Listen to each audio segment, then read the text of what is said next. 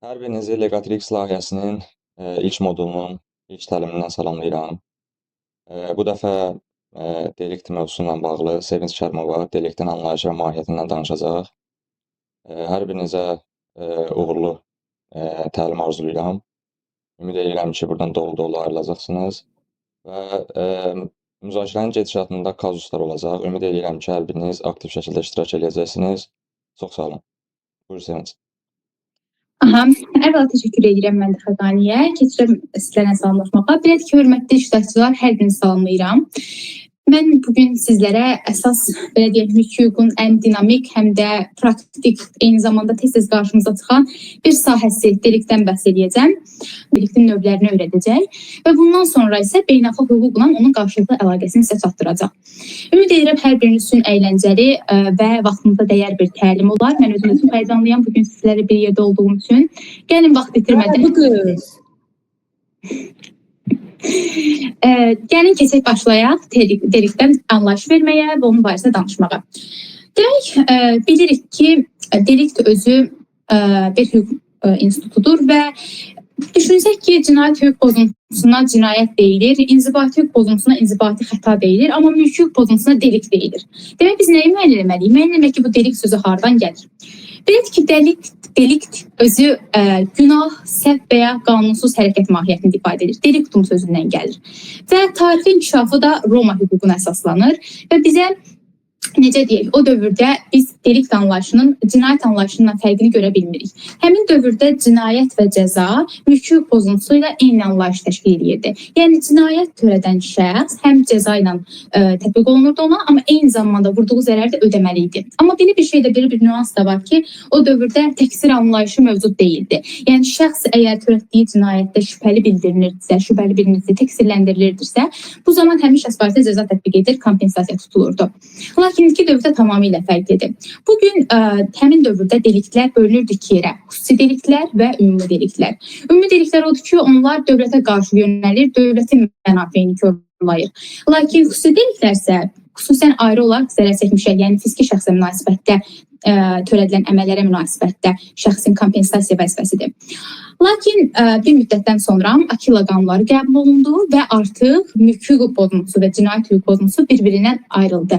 Artıq kompensasiya anlayışı tamam fərqləndirildi, cinayət anlayışı tamam fərqləndirildi. Bugünkü məsələn dünya tarifinə, dünya qanunvericiliyinə baxsaq, bir çox ölkələrdə hələ də dedik cinayət mənasını ifadə edir. Lakin bizdə mülki hüquq pozuntusu kimi anlayış verilir. Bu da belə. Düşünürəm ki, sual verə bilərsiniz ki, bəs biz bunu nə üçün aydınlaşdırdıq? Bu düzdür, praktikada bizə çox da əhəmiyyət kəsb eləməsə də düşünürəm ki, belə bilməyimiz də bir qədər rol oynayır. Gəlin başlayaq görək delikt nədir? Delikt özünə anlayış verir, hansı xarakteri xüsusiyyətləri var? Delikt mülki məcəlləmizlə tənzimlənir. 1096-cı maddəsində anlayış verilir ki, delikt hüquqla və qanunla müdafiə edilən şəxsə birbaşa ziyan və zərər olmasında ifadə olunan təqsirli hüquqa zidd əməl, yəni hərəkət və hərəkətsizlikdir. Yaxşı, onda sual yaranır ki, bəs deliktin özü, yəni bu termin bizə nə anlayış verdik? Bu anlayış bizə nə ifadə etmək istədi? Gəlin belə bir situasiya ilə onu əlaqələndirək. Məsələn, Asif əmidir, damın təmirini həyata keçirdir və qəfildən əlindən çəkici düşür və qonşunun maşınına ziyan vurur və həmin şəxsə 2000-lik ziyan dəyir. Aha, indi gəlin görək bu delikdir ya yox. Dedik ki, burada təqsirli və hüquqa zidd bir əməl olmalıdır. Təqsirlidirmi? Bəli. Çünki nə var? Ehtiyatsızlıqla törədilmiş bir əməldir. Hüquqa zidddirmi? Bəli. Hansı hüquqları pozdu? Şəxsin əmlak toxunulmazlığını pozdu. Ona məxsus olan maşına ziyan vurdu. Həmin hərəkət bilavasitə şəxsə zərər çəkənə ziyan vurdu. Nə qədər ziyan vurdu? Dedik ki, məsələn, 2000-lik ziyan vurdu maşınına. Demək, biz bu əməli necə cəmləşdirəcəyik? Bu bir deliktdir. Delik öhdəliyi yaradır həmin şəxsdə. İndi istəyərdim ki, anlayışı ümid edirəm ki, sizlərə aydın oldu. Deliktin xüsusiyyətlərindən bəhs edeyim. Belədir ki, deliktin əsas xarakteri xüsusiyyəti onun müqavilədən kənar xarakteri daşımasıdır. İndi soruşa bilərik ki, müqavilədən kənar nə deməkdir? Bəs müqavilədən irəli gələn öhdəlik nə deməkdir? Bunları sizlərdən soruşmaq istəyirəm. Siz müqavilədən kənar öhdəliklə müqavilə öhdəliyi necə fərqləndirirsiniz? Kim istəyər buna cavab vermək? Əlinizi qaldıraraq fikrinizi bildirə bilərsiniz. Bir də təkrarlaya bilərsiniz. Çox üzr istəyirəm. Delikt öhdəliyi müqavilədən kənar öhdəlikdir. Lakin biz indi bilməliyik ki, müqavilədən kənarla müqavilədən irəli gələn öhdəliyin fərqi nədir ki? delikt müqavilədən kənardır. Bunu soruşmaq istəyirdim. Bildim.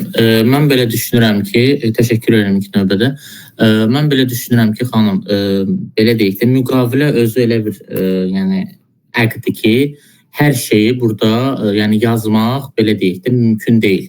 Heç yəni bütün baş verə biləcək deyək ki də bu kontrpartlar arasında baş verə biləcək bütün münasibətləri əks etdirmək qeyri-mümkündür. Nəzərə alsaq ki, yəni reallığımız da elədir ki, adətən bütün belə deyək də hüquqşünaslar standart şablon müqavilələr yazırlar. Uzağı içində bir 3-4 dənə bəndi dəyişirlər, ifsi.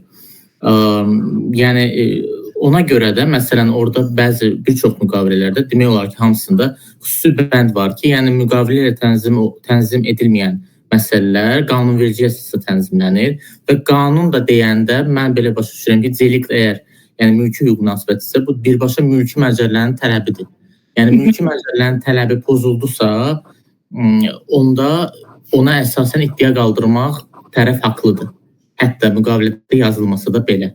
Və hətta bir dəfə qalxanın daha əvvəlki yadımdadır təlimlərində belə bir söz deyilmişdi, belə bir məsələ müzakirə edilmişdi ki, şərt o deyil, müqavilə çox belə deyək ki, gözəl tərtib edilsin, çox tərtib edilsin. Əsas mühüm şərtlərdir müqaviləni müqavilə edən, o yazılı formada olması, predmetinin dəqiq müəyyən edilməsi, yəni konkret mahiyyətinin. Yəni qalan şeylər onsuz da qanunla tənzimlənir zaten. Yəni mən belə başa düşürəm ilkin olaraq. Tamam, təşəkkür edirəm. Gəlin başqa fikirləri də dinləyək, ondan sonra cəmləşdirək. Başqa kimlərsə əl qaldırmışdı, kimlər danışmaq istəyir bu barədə? Əlavə fikri olan. Yoxsa cəmləşdirək. Yaxşı. Demək belədir ki, təşəkkür edirəm cavabınıza görə. Müqavilədən kənar öhdəlik və müqavilədən irəli gələn öhdəliyin fərqi ondan ibarətdir ki, burada birinci müqavilə olmalıdır. Məsələn, alqı-satqını təsəvvür edək. Alqı-satqı müqavilə bağlamışıq, mən alıcıyam, siz satıcısınız. Mən alıcı olaraq öz vəzifəm müəyyən vaxtda ödənişi həyata keçirməkdir. Məsələn, 23 noyabr ödənişi həyata keçirməliyəm, amma ödənişi həyata keçirmədim, icranı ləngitdim, sizə müəyyən qədər əmlak hissələri vurdum. Belə olan halda bu müqavilə olmasaydı, mənim onu ödəmək vəzifəm olmazdı, öhdəliyim olmazdı. Həmin bu öhdəliyi icra eləmədiyimə görə mənim ondan irəli gələn ziyanı ödəmək vəzifəm yaranmazdı. Ona görə biz buna deyirik ki, bu müqavilədən irəli gələn öhdəlikdir. Amma delikt müqavilədən irəli gələn öhdəlik deyil. Tərəflər arasında razılaşma öz əksini tapmır, iradə ifadəsi öz əksini tapmır. Məsələn, fəaliyyət qabiliyyəti olmayan şəxsin vurduğu ziyana görə məsuliyyət. Şəxsin ağıl zəifliyi var, özünü idarə edə bilmədiyi bir halda götürür, kiminsə mübahisə aparır və olsun şişəni sındırır və həmin şəxsin sağlamlığına ziyan yetirir. Tərəflər arasında hər hansı bir müqavilə münasibəti gördük, xeyr. Bu artıq deliktin xarakteri xüsusiyyətdir ki, o müqavilədən irəli gəlmir. Sizlə də razılaşa bilərəm ki, bəzi münasibətlər var ki, müqavilə təsbit olunmur, amma belə deyək, əgər müqavilə varsa, ondan irəli gələn hər hansı bir öhdəliyin pozulması varsa, o müqavilədən irəli gələcək. Yəni o delikt olmayacaq. Bilməm, ümid edirəm, fikrimi sizə tam aydın izah edə bilmişəmdir. Onda belə bir sual vermək istəyirəm. Tutaq, qonşum gəlir, məndən xahiş edir ki, bəs mənə lazımdır, bir aylıq mənə avtomobilini verə bilərsən. Mən də verirəm ki, yaxşı, al apar. Sonra bir aydan sonra o avtomobildən səs çıxmır, müəyyən olur ki, həmin avtomobil qəzaya düşüb, 20 minlik ziyanı var. İndi həmin şəxsin delikt öhdəliyi yaranacaq ya yox? Bunu soruşmaq istəyirəm sizlərdən. Bu barədə fikri olan var? Əl qaldıraraq cavab verə bilərsiniz. Heç önəmi yoxdur ki, səhv cavab verirsiniz, düz cavab verirsiniz. Nə fikriniz varsa buyurub deyə bilərsiniz. Buyurun, səhv eləmirəmsə Ayşə xanımdır. Ayşə xanım, buyurun. İlk öncə təşəkkür edirəm və salamlıq istəmsi. Belə düşünürəm ki, əgər ki, avtomobil sizin adınızdadırsa, yəni bunun heç bir hüquqi aktına siz, yəni hüquqi cəhətdən bu insana verdiyinizi əks etdirməmisinizsə, və bu halları mən düşünürəm ki, xəbərlərdə falan da biz bu çox görürük ki, bu yenə də maşın avtomobil sizin adınızdadır deyə, bunun hər hansı bir cəriməsi gələrsə və hər hansı bir hal baş verə bilərsə, bu yeni sizin adınızdadır. Siz sadəcə onunla, necə deyərlər, yəni bir münasibət əsasında vermişsiniz o maşını və bunun da qanun çərçivəsində nə varsa, yəni bu sizin öhdəliyinizə düşür. Yəni avtomobilin sahib olduğu şəxsə. Bəs indi siz necə düşündünüz? Bu müqavilədən irəli gələndir, yoxsa delikdən irəli gələn öhdəlikdir? Bu delikdən irəli gələn, çünki müqavilə yoxdur arasında hər hansı bir. Onda gəlin bir də Əli bəy dinləyək. O da əl qaldırmışdı. Buyurun, siz fikrinizi bildirin. İlk öncəliklə salamlayıram. Xoş gördük. Bu vaxtda bizə təlim keçdiyinizə görə sizə təşəkkür edirəm. İndi biz dedik ki, deliktin əsas şərti odur ki, müqavilədən irəli gəlməməlidir. Müqavilədən irəli gələrsə artıq bu delikt sayılmır. Əgər siz də məsələn qonşunuzla aranızdakı razılaşma hər hansı bir yəni qısa bir necə deyirlər qanunla tərənnüm əsasında baş vermişsə, o zaman bu delikt sayılmır. Çünki bu müqaviləyə əsasən siz bunu bir aylıq vermişsə ona, o da bir aylıq istifadəsindədir. Ancaq sadəcə şifahi şəkildə, razılaşma yolu ilə, sözlü şəkildə siz ona vermişsə avtomobilinizi, o da avtomobilinizə ziyan vurmuşsa, o zaman bu deliktə daxil olur. Aha. Gəlin indi cavabı dinləyək. Hər birinizin fikirlərinizə təşəkkür edirəm. Belədir ki, əvəzsiz istifadədə bu düz deyil. Bir aylığına vermişəm, heç bir haqq tələb eləmirəm, amma limit qoymuşam. Bir ay ərzində gətirib verməlidir. Belədir ki, müqavilənin hansı xarakteri var? Müqavilə şifahi də bağlana bilər, müqavilə yazılı da bağlana bilər. Mən əvəzsiz istifadəyə necə vermişəm? Şifahi vermişəm. Demək onun öhdəliyidir ki, o mənim ona verdiyim demək avtomobili geri yerinə gətirsin. Və düzdür, Ayşə xanım idi, bəli. Onunla razılaşıram ki, o mənim adımadır. Amma mən ziyanı ödəsəm də daha sonra da ona reqres tələbi ilə tələb edəcəm. Amma yenə də bu delikt əmələ gətirməyəcək. Bu müqavilədən irəli gələn öhdəlik olacaq. Başa düşdünüz? Yəni Ayşə xanımla razılaşıram ki, bəli, maşın sahibliyini mən həyata keçirdirəm. Ona görə də əgər əslən ziyanın vurulması halı belədir ki, ziyanı siz vurmusunuz. Ona görə də mən ona ödəniş həyata keçirəcəm. Tutaq ki, məsələn, pozulmuş hüququmu bərpa edəcəm. Gedib maşınımı düzəltdirəcəm. Çəkəcəyim bir 20 minlik xərc olacaq. Mən Ayşə xanımla onu tələb edəcəm ki, sən mənim maşınıma ziyan vurdun. Amma bu deliktdən irəli gəlməyəcək. Bu müqavilədən irəli gələcək. Çünki əvəzsiz istifadənin özü bir müqavilədir. Əvəzsiz istifadənin özü şifahi müqavilədir. İndi aramızda bağladığımız. Bilməm, aydın oldum sizlərə. Razılaşmadığımız bir nüans var. Xeyr, təşəkkürlər. Tamam. Demək, qanundan irəli gələn öhdəlik olduğunda əslində müəyyən qədər vurğuladı. Bu nə ifadə edir? Yəni, delikt törətmiş şəxs delikt məsuliyyəti daşıyır. Yəni, şəxsin əgər qanunverici nəzərdə tutmursa ki, vurulan ziyan ödənilməlidir, onda həmin şəxs məsuliyyət daşıya bilməz. Ona görə də delikt öhdəliyi qanundan irəli gələn öhdəlikdir. Bu da nəyi nəzərdə tutur? Deliktə necə anlayış verdik? Hüquqi təqsirli hərəkətdir. Yəni, və birbaşa ziyan və zərər vurulmasında ifadə olunan hərəkətdir. Əgər hüquqa zidliyi vurğuluyuramsa, onda belə çıxır ki, necədir? Qanuni mühəbili istifadə sərəncam hüququmuzu pozub və yaxud da qeyri-əmlak hüquqlarımızı poza bilər. Sağlamlığımıza, həyatımıza, şərəfimizə, ləyaqətimizə ziyan vura bilər. Müxtəlif formada. Məsələn, bir sayt bizim barəmizdə alçaldıcı, təhqiredici ifadələr istifadə edir və bunun nəticəsində mən mənəvi bir sarsıntı keçirdirəm və mənəvi zərərin ödənilməsini tələb edirəm. Düzdür, bu kütləvi informasiya vasitələrində ifadə olunduğuna görə həm də cinayət məsuliyyəti yaradır, amma bunu onunla fərqləndirməliyik tamamilə. Çünki bu artıq mülki iddiadır, ayrı işdir. Bu da belə. Növbəti isə zərərin tam şəkildə ödənilməsini. İndi sizə kiçik bir kazus deyəcəm. Gəlin siz orada hansı zərərin yarandığını mənə deyin. Buyurun Ülkər xanım. Axşamınız xeyir. Mütləq hüquq həm də mülki hüquqda digər bir anlayış var ki, qeyri-müəyyən subyektlərə qarşı müdafiə olunan hüquq. Yəni, bu da razılaşdırılmış bir hüquqdan söhbət getmir. O hüquq elə bir hüquqdur ki, qeyri-müəyyən subyektlər dairəsindən zərər vurula bilər. Mülkiyyət hüququ bayaq dediyiniz kimi, elə şərəfələr hüququ. Bəli. Təşəkkür edirəm cavabınız üçün, əlavəniz üçün. Demək kazusumuzda qalmışdı ki, zərərin təcrimdə ödənilməsini, tam həcmdə ödənilməsini nəzərdə tutur. Birinci onu deyim ki, Mülki Məcəllənin 1097.1-də deyir ki, fiziki şəxsin həyatına, şəxsiyyətinə və əmlakına, hüquqi şəxsin işgüzar nüfuzuna və əmlakına vurulmuş zərər tam həcmdə ödənilir. İndi belə bir situasiya təsəvvür edirik. Demək, mən bir əsər yazmışam. Əsərimi məndən icazəsi çap etdirirlər, satışını həyata keçirirlər və məni müəllif kimi qeyd eləmirlər. Aha. İndi burada sizcə hansı zərəri mən tələb edə bilərəm həmin şəxslərdən? Kim cavab vermək istəyər? Yəni burada hansı zərərlər yaranır? Mən məsələn məhkəməyə iddia qaldırsam hansı zərərlər orada qeyd edə bilərəm? Əgər cavab verən olmasa mən özüm qeyd edeyim, amma fikriniz varsa bildirə bilərsiniz. Müəllif hüquqlarının pozuntusu ola bilər. Bəli, müəllif hüquqlarının pozulmasına görə yəni mənəvi zərər tələb edə bilərsiniz. Bundan başqa sizin kitabınızı çap etdiriblər. nə əldən getdi? Qonorar əldən getdi. Almırsınız qonorar. Və yaxud da çapını həyata keçirib bu kitabdan müəyyən bir gəlir əldə edirlər axı kitabın satışından. Əldən çıxmış Əldən fayda. çıxmış bir faydadır. Buyurun. Elə mən də onu deyirdim. Əldən çıxmış fayda. Mülki məsələdə deyil. Faydamız var. Çünki bu kitabın hər satışından müəyyən hissə mənə qalmalı idi. Əldən çıxmış faydam əldən getdi. Deməli, gəlin cəmləşdirək. Nələr əldən getdi? Qonorar, yəni real zərər. Əldən çıxmış faydam, hansı ki, hər dəfə əldə edəcəydim o kitabın satışından. Bir də nəyi əldən itirdim? Mənəvi zərər. Çünki mən sarsıntı keçirdirəm, istirab keçirəm ki, mənim müəlliflik hüququm pozulubdur. Demək, ona görə də qanunverici deyir ki, zərər tam həcmdə ödənilir. Amma bunu da qeyd edeyim ki, onu siz özünüz məhkəmə qaydasında tələb eləməlisiniz. Əgər məhkəmədə siz mənəvi zərərin ödənilməsi barədə tələb irəli sürməsəz, yəni məhkəmə onu sizə necə təmin etsin, düz deyil, bunda vurğulayım. Yaxşı, gəlin indi bu hissədən də keçək, başlayaq delikt məsuliyyətinin və delikt öhdəliyinin yaranma şərtlərindən. Gəlin belə bir yenə situasiyaya bir fikir bildirək. Piyadayıq, yol keçməliyik, amma piyada xətti yoxdur.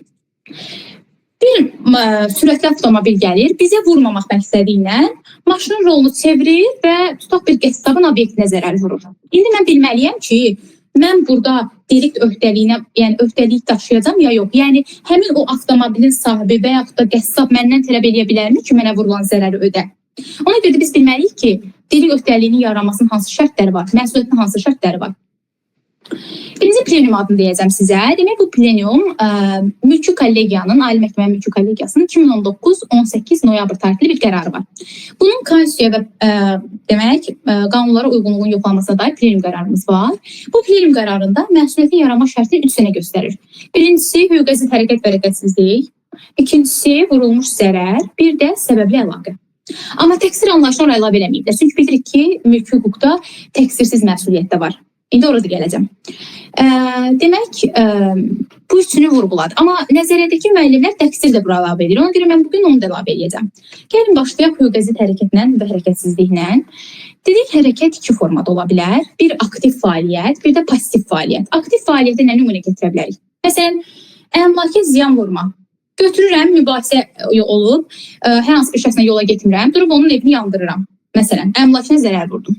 Və yaxud da pasiv fəaliyyət edə bilərəm. Mən bilirəm ki, mən 8-ci mərtəbədə yaşayıram və bilirəm ki, mənim evimdə su sızıntısı var.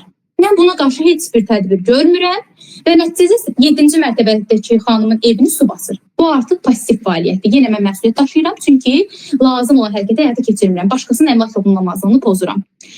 Demək, hüquqi hərəkət və hərəkətsizlik ifadə elədik. Onda belə bir sual yaranır. Bəs qanuni fəaliyyət heç ola bilməz ki, qanuni fəaliyyətdən ziyan vurulmasın. Ona görə də bunu sizdən soruşmaq istəyirəm. Hansı qanuni fəaliyyəti deyə bilərsiniz ki, onun nəticəsində ziyan deyil, amma şəxs o ziyanı ödəmir? Bu barədə nə fikriniz var? Heç Ceyhun bəy, buyurun.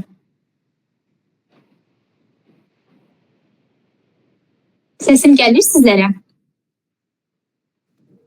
Aha, gəlir. Ceyhun bəy əl qaldırmışdı, buyurun. Səsiniz gəlmir, bilmirəm, danışırsınız ya yox. Tamam. Zəhmət olmasa sualı bir də təkrar edə bilərsiniz. Aha, bəli. Demək, mən ifadə elədim ki, bildik ki, mülki hüquq pozuntusu, yəni delikt, nədənləri gəlir? Hüquqa zidd hərəkətdən. Düz deyil. Amma bir də ola bilər ki, bəlkə qanuni bir fəaliyyətdən əmələ gəlibdir. Məsələn, qanuni bir fəaliyyətin ziyan dəyibdir şəxsə.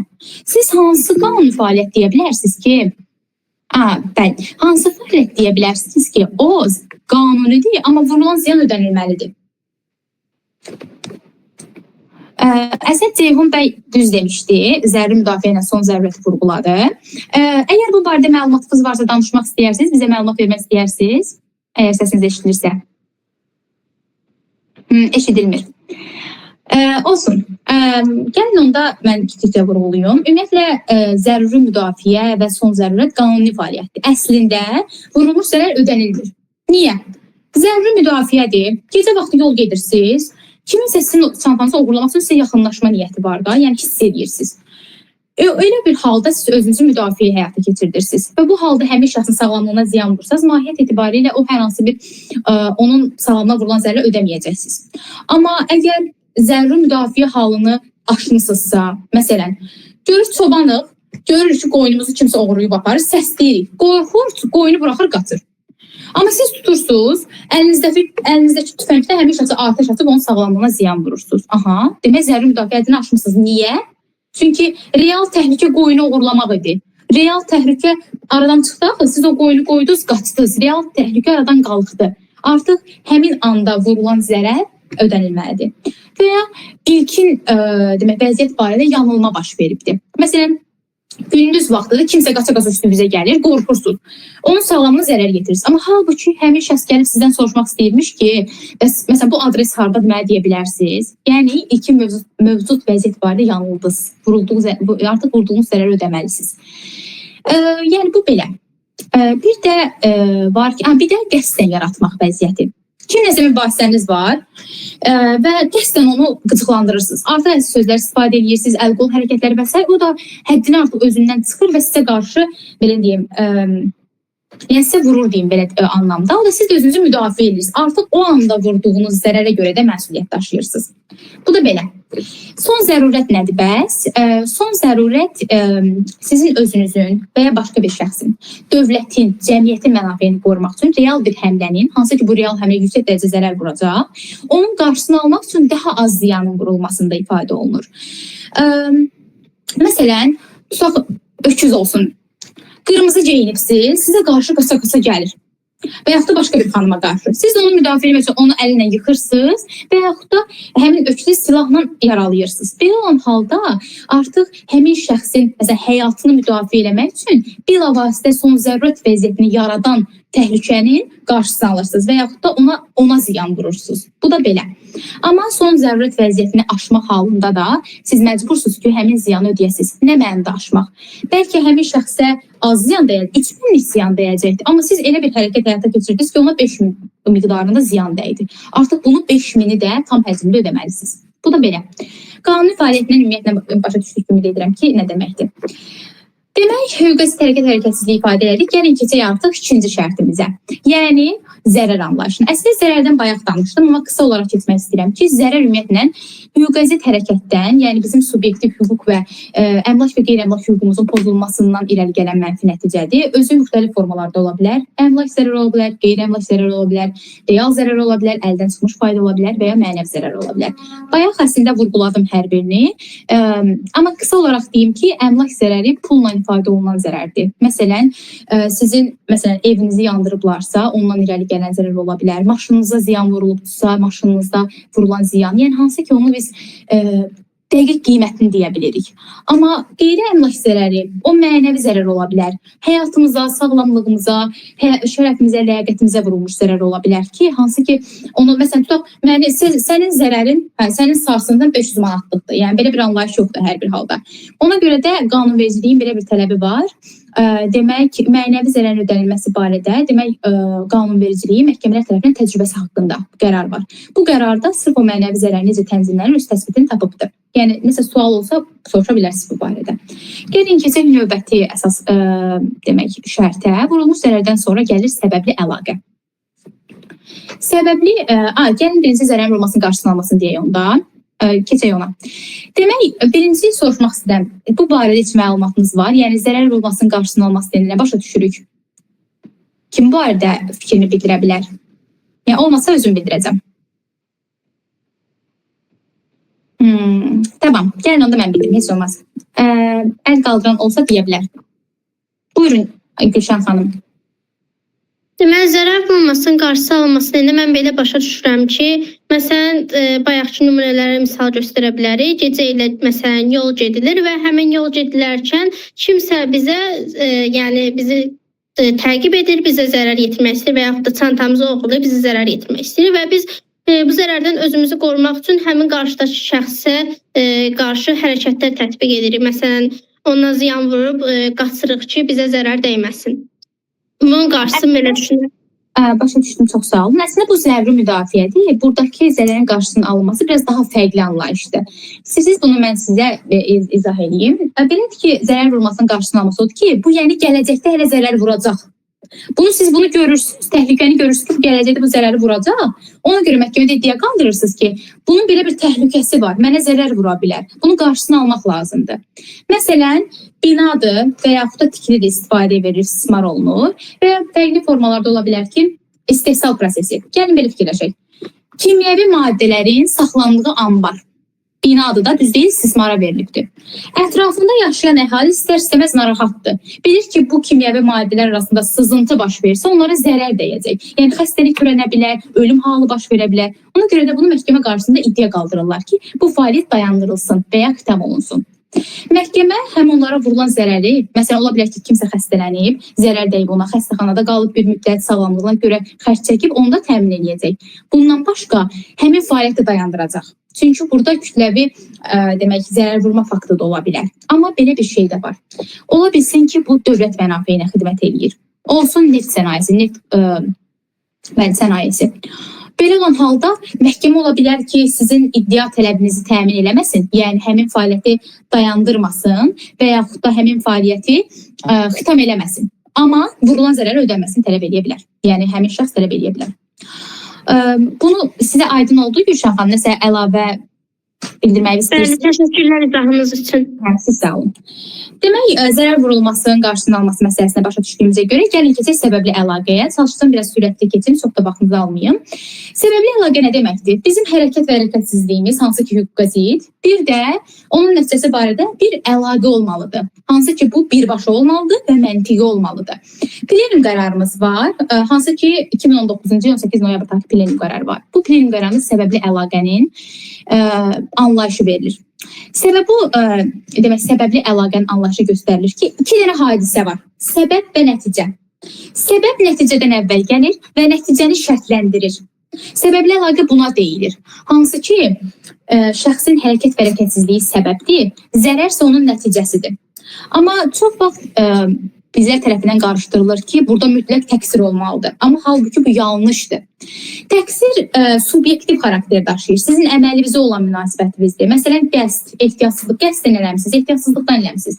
Bunun səbəbli əlaqə heç bir əlaqəsi yoxdur. Səbəbli əlaqə obyektivdir. Yəni, mənim bu hərəkətim, məsələn, mənim kiminsə maşınının, məsələn, zərər yetirməyim bir hərəkətdə, konkret olaraq bir hərəkətdir ki, mən onun, məsələn, maşını harası çırpıram.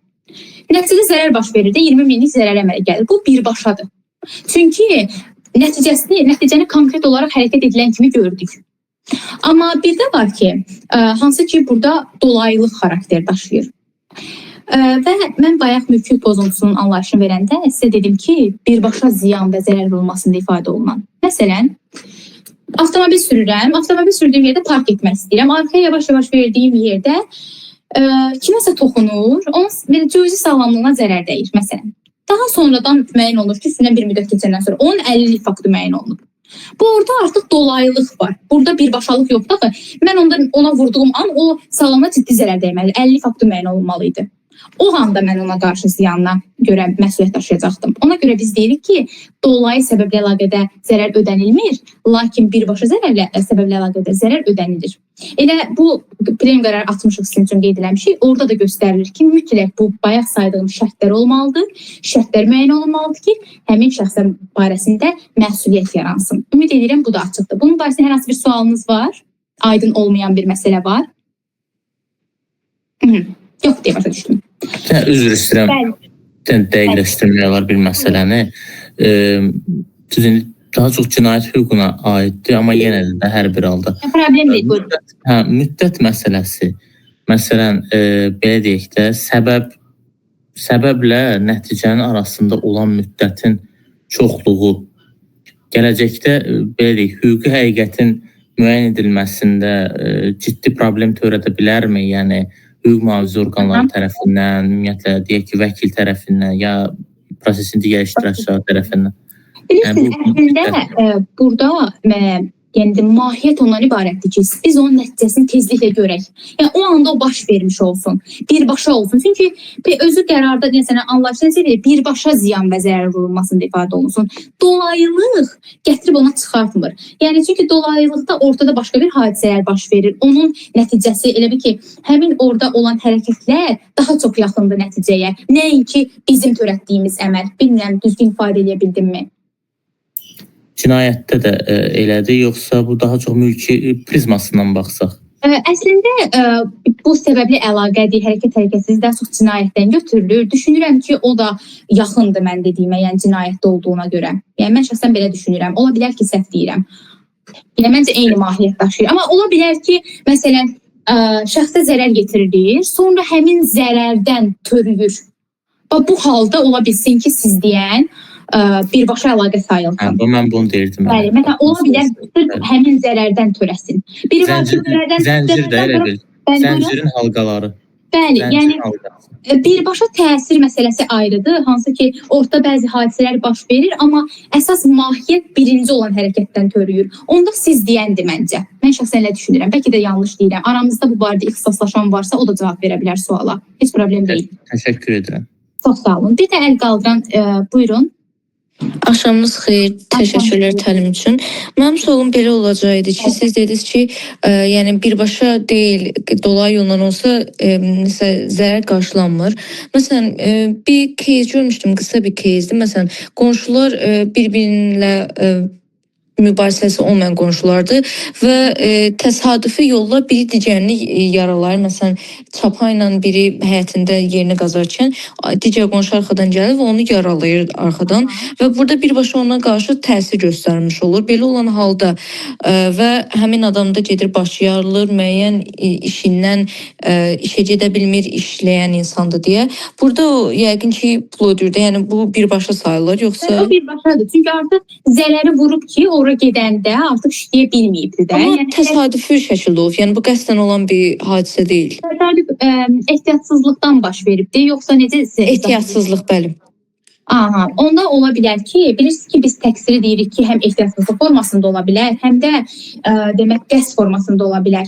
Söz istəyənlər var. Bu fikrə münasibət bildirmək istəyirsinizsə, buyurub səslərinizi atıb deyə bilərsiniz. Məhəmməd bəy. Bəli. Bəli, buyurun. Səsim yaxşı gəlir. Aha, bəli. Söz istəyənlər bu mövzudan danışmaq istəyirəm ki, bu ehtiyatsızlıq deyəndə, ümumiyyətlə ehtiyatsızlıq, yəni bu bizim anladığımız məntiqi anlayış kimi deyil. Yəni ki, bilmədən oldu, ehtiyatsız oldum. Təsadüfi mənasında. Burada məsələ odur ki, şəxs arxadan gəlib gəlməyəcəyini görməliydimi və ya onun borcu var idimi və ya görə bilərdimi? Məncə heç kim düşünə bilməz ki, mən bu işi eləyəcəm, arxadan kimsə gələr. Ona görə bilavasitə heç bir burada onun günahı yoxdur. Əksinə arxadan gələn adam ehtiyatlı olmalıdır ki, o görür də nə baş verir. Yəni o daha ehtiyatlı olmalıdır. Yəni günah onun təqsir əslində yoxdur burada. Şəxsin təqsiri yoxdur. Tamam. Fatimə xanım da söz istəmişdi. Eyni fikirdəsiz yoxsa fərqli fikirdəsiz?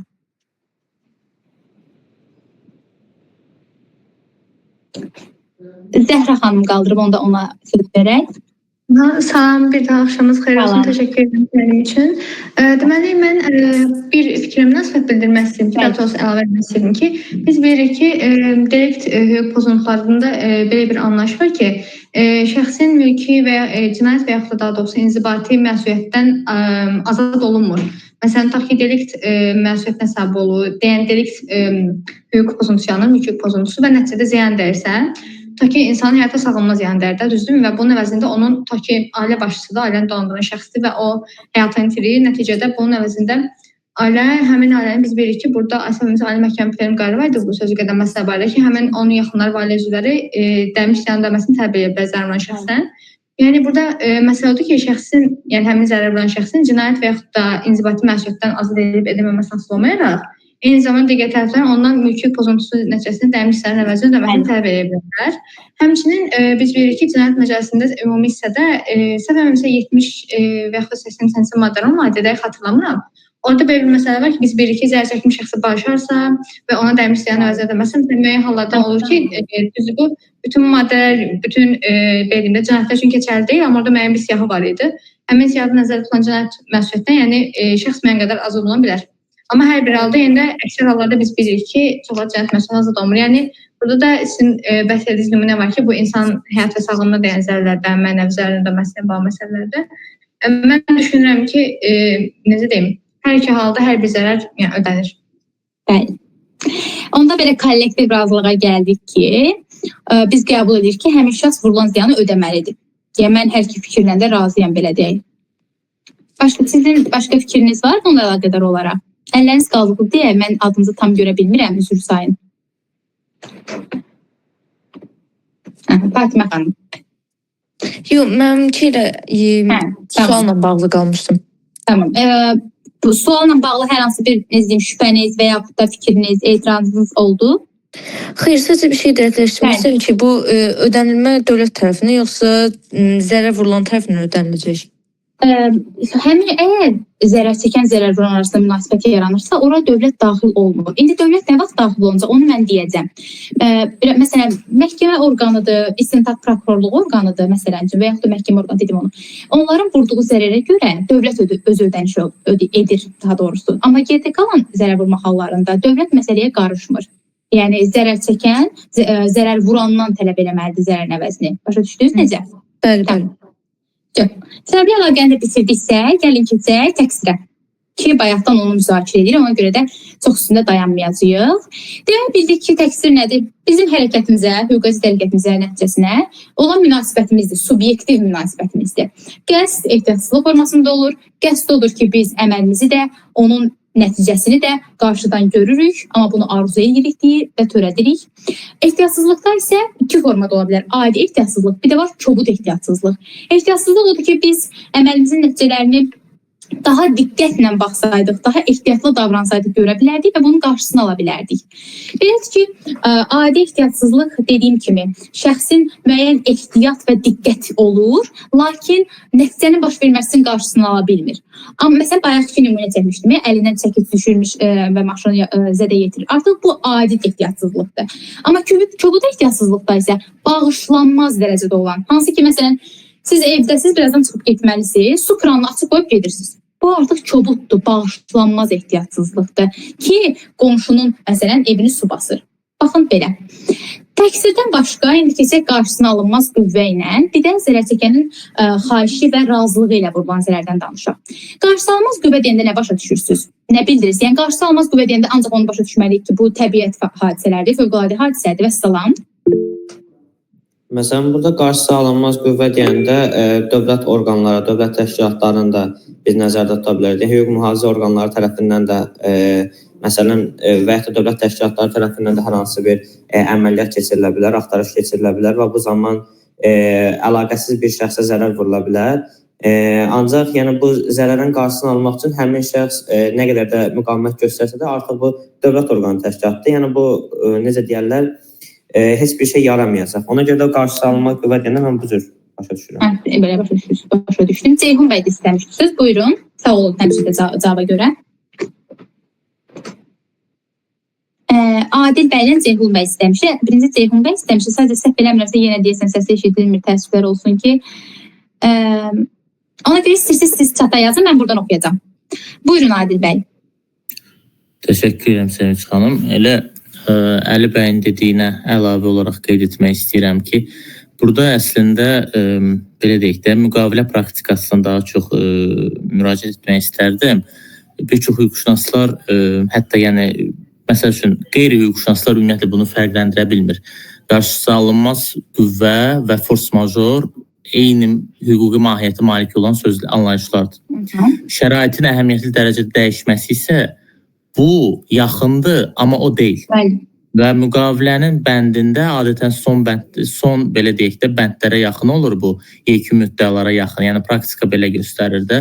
Qarşısı alınmaz qüvvə dedikdə məhz bəli, o təbii fəlakət, epidemiya və s. nəzərdə tutulur. Və bu force majordur. Yəni force major demək istədiyimizdə bu budur. Amma şəraitin əhəmiyyətli dərəcədə dəyişməsi, bax, burada artıq daha çox yəni, insan fəaliyyətindən irəli gələn məsələlərə, deyək ki, iqtisadi böhrandır və yaxud ola bilər qeyd olunduğu kimi qanunvericilikdə dəyişikliklər, ciddi dəyişikliklər, ya nə bilim, məsələn, təchizat zəncirində baş vermiş qəfil pozuntular məsəl üçün də, logistikada və s. olur. Bəzən, məsəl üçün, belə bir misal deyim sizə, çox maraqlı bir misal olacaq. Bax, yaxın, keçən il deyəsən, Fars körfəzində, üzr istəyirəm, Suetski kanalda Misirə yaxın, Misirin ərazi sularında səhv etmirəmsə, deməli, Evergreen gəmisi, böyük gəmi, tanker bir probka yaratmışdı, indi elde ilə desək, tıxac yaratmışdı Bəli. və bu dünya bazarında çox ciddi bu birjalarda belə deyək də bu qiymətlərdə aksiyalar düşmüşdü və s. Yəni milyonlarla dollar itki və plusdakı müqavilə şərtlərinin ciddi pozulması, yəni çox ciddi şəkildə pozuntu baş vermişdi və bu da həmin o deyək ki, məsələn sifarişçilər öz malını gözləyirdi də, amma mallar həmin o konteynerlərdə çata bilmirdi. Və hər biz bunu qarşılanmaz qüvvə kimi deyə bilərik də, yəni çünki heç nə deyə bilmirlər, tıxacdan problem var. Bəli, ona görə elə mən də onu vurğulamaq istəyirdim ki, biz çox üzr istəyirəm sözünüzü kəsdim, fikrinizi bitirdiniz yoxsa?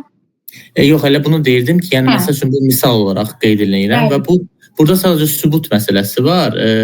Tərəf sübut etsə ki, onun təqsirindən irəli gəlmir bu. Burada sübut etmə yükü də var da tərəfdə. Onda məsuliyyət daşımır. Bəli. Belə ki, çox sağ olun hər birinizin cavabları üçün. Ceyhun bəy, sizin sonradan səsinizi eşitildi, bunu da deyim. Mesajınızı da gördüm. Təşəkkür edirəm sizə də. Belədir ki, qarşısalınmaz qüvvə, bəli, çox zaman təbii fəlakət hadisələri, fövqəladə hadisə təbii fəlakət kimi başa düşülür, amma məsələn belə bir halda nümunə çəkə bilərik. Məsələn, siz yürüşə çıxmısınız. Yürüşə çıxanda yanınızda itiniz də olur. Birdən elə bir hal baş verir ki, özünüzü itirirsiniz, bayılırsınız və kimlərsə sizə yaxınlaşır ki, sizə köməklik göstərsin. Bu halda it sizi dişləyir. İt sizi daha doğrusu həmin sizə kömək eləyən şəxsi dişləyir. Və belə olan halda qarşısalınmaz qüvvədir. Yəni əgər məsələn demişik ki, mənə bir məsuliyyət var da, heyvanın vurduğu zərərə görə məsuliyyət. Məsələn, həmin o halda əsas siz məsuliyyət daşımalıydınız. Amma siz onun qarşısını ala bilmədiyiniz üçün, bu qarşısalınmaz qüvvə olduğu üçün, ona görə artıq burada məsuliyyət daşımırsınız. Yəni qarşısalınmaz qüvvənin mahiyyəti ondan ibarətdir. Və verilən cavablarla da ümumiləşdirmək olar. Amma təbii ki, müqavilə münasibətlərini əlavə eləməməliyik ora. Çünki bu deliktdir. Məsələn, şəraitin əhəmiyyətli dərəcədə dəyişməsi məncə deliktə aid etmək olmaz. O daha çox müqavilə münasibətlərində öz əksini tapa bilər. Buyurun Əli bəy, söz istəmişdiniz. Qeyd etdi o fakir məsələsini. İndi məsələn orada sübuta yetirə bilsə ki, bu təbii fəlakətdən və yaxud da necə deyirlər, fırtınadan irəli gələn səbəblərdən bu tıxac baş verib, bu zaman yəni məsuliyyətə cəlb olunmamış sayılacaq, yəni təqsirli sayılacaq onda. Bilirsiniz, onda ona sadəcə ziyanı ödəmək vəzifəsi qoyulmayacaq, belə deyək. Çünki məsələn, yüksək təhlükə mənbəyinin sahibinin qarşısalınmaz qüvvə nəticəsində əmələ gələn ziyana görə məsuliyyəti nə baş verir? Şəxs ziyan vurma öhdəliyi daşımır. Yəni bunu sübut etməlidir. Belə deyək. Ona görə sizin dediyiniz də belə deyək, üst-üstə düşür. Gəlin keçək qarşısalınmaz qüvvədən sonra 1097.5 bizə deyir ki, zərər çəkənin xahişi və razılığı ilə ziyan vurularsa məsuliyyətdən azad olur. Yəni ziyan zərər ödəmək vəzifəsi aradan qalxır. Siz nə düşünürsünüz bu barədə? Zərər çəkənin xahişi, zərər çəkənin razılığı nə deməkdir? Yəni hansı halda ola bilər ki, bu barədə fikir bildirə bilər, bir nümunə çəkə bilər? Fikri olan var bu barədə? İstəyərdim digər iştirakçılarımız da aktiv iştirak eləsin. Buyurun Zəhra xanım. Mənim fikrim budur ki, məsələn, hər hansısa biz bilirik ki, deyək pozuntusu, yəni əsas əmlak məncə situasiyasında bu daha çox uyğundur ki, məsələn, hər hansısa bir divarın sökülməsi ilə bağlı, tutaq ki, qonşunun hər hansısa bir sökücü və dağıdıcı, hər hansısa bir belirmə texniki bir maşını var, və yaxud aləti var, tikintidə işləyirəm şəxs, yəni bu sahədə məşğuldur. Ondan xahiş edirlər ki, məsələn, mənim evimin və yaxud da həyətimin arasında bir divar, bir tikidi, nəsə var ki, məsələn, mən bunu söküb yenisini tikmək istəyirəm. Sadəcə bunu mən necə dağıdım? Bu halda məsələn, o xahişi ilə, razılığı ilə gəlib o dağıntı işini bir növ, yəni apara bilər. Yəni mənim ağlıma bu nümunə gəldi.